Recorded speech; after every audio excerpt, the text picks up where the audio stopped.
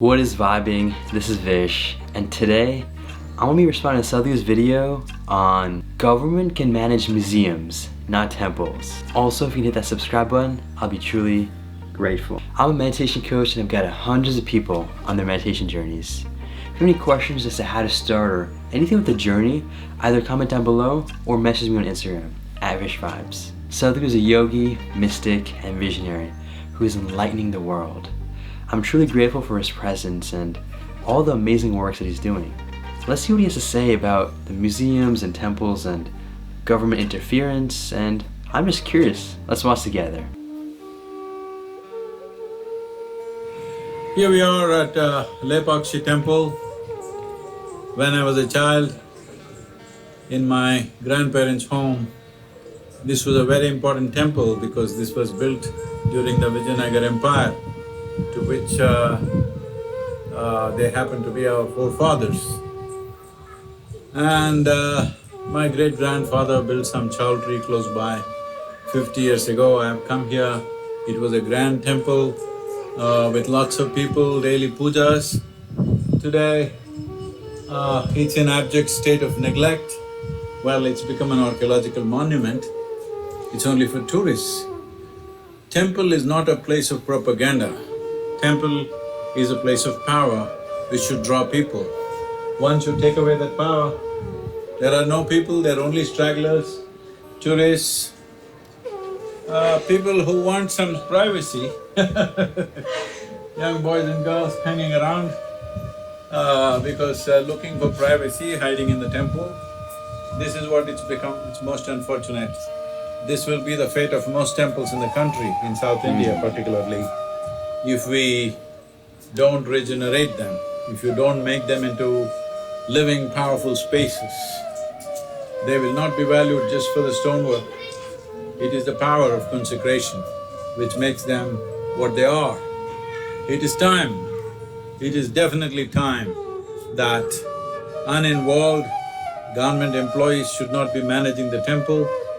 Devotees, for whom their heart beats for the deity, it's time to do this. Southern Indian temples particularly are so grand. If you look at this work, tremendous amount of work done a few hundred years ago, and here we have brought it to this state of just preserving it, not keeping it alive. This is a place where Jatayu's wing is supposed to have fallen, as per the legend. So, there is Jatayu's image upon the rock. These fantastic rocks is the natural feature of this part of the land. This is called as Rayalaseema, where incredible rock structures all over the place. I have so enjoyed this in my childhood. Nice to be back here. This is a grand temple of Veerabhadra Swami. In my childhood, I've come here a few times. At one time, Veerabhadra Swami was our family deity, and it was a powerful temple which drew thousands of people. Today, this level of neglect and things being handled by the physical structure being maintained by ASI, which is reasonably okay, and the rest maintained by the endowment ministry or department. It's painful to see that just 50 years ago what was a powerful and beautiful temple today is just catering to tourist curiosity.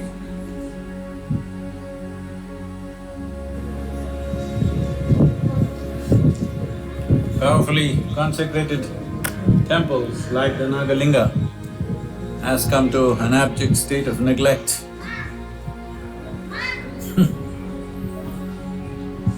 Government can manage museums. Please don't try to manage temples. It's time. Devotees manage temples.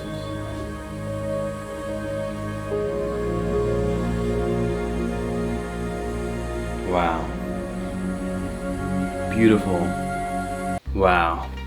That was a beautiful video, and honestly, the whole landscaping and temple structures was just out of this world.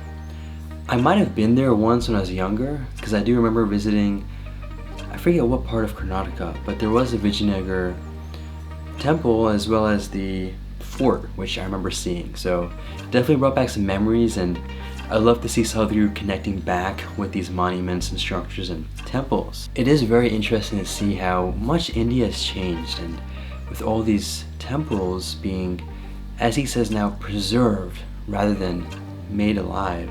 It is unfortunate, but it is important to understand that South Asia was a place of lots of invasion.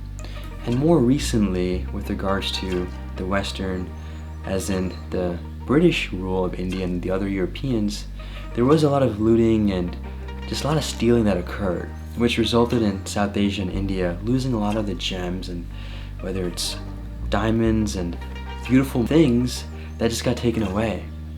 In the process, a lot of the things were also damaged in South Asia, and that includes temples, which is very unfortunate. I'm very grateful to see how India has progressed and now is able to slowly remodel and restructure all these damaged things, and the government is doing relatively well in the world.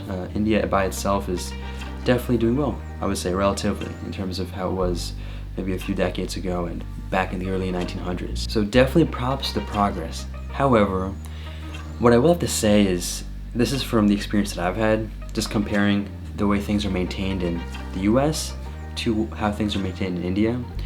There is a lot of neglect that I'll have to point out. I'm not saying this out of India being worse or better, or even the US being worse or better. It's purely out of observation, and I have noticed how things in India really aren't kept too well, or even preserved too well, and that can be due to the corruption, the high population that's there. I'm not going to point out as it being a bad thing, just again observing it as it is. And this is from the experiences that I've had in India. There could be many other parts that are very well kept. I just personally haven't come across too much of that.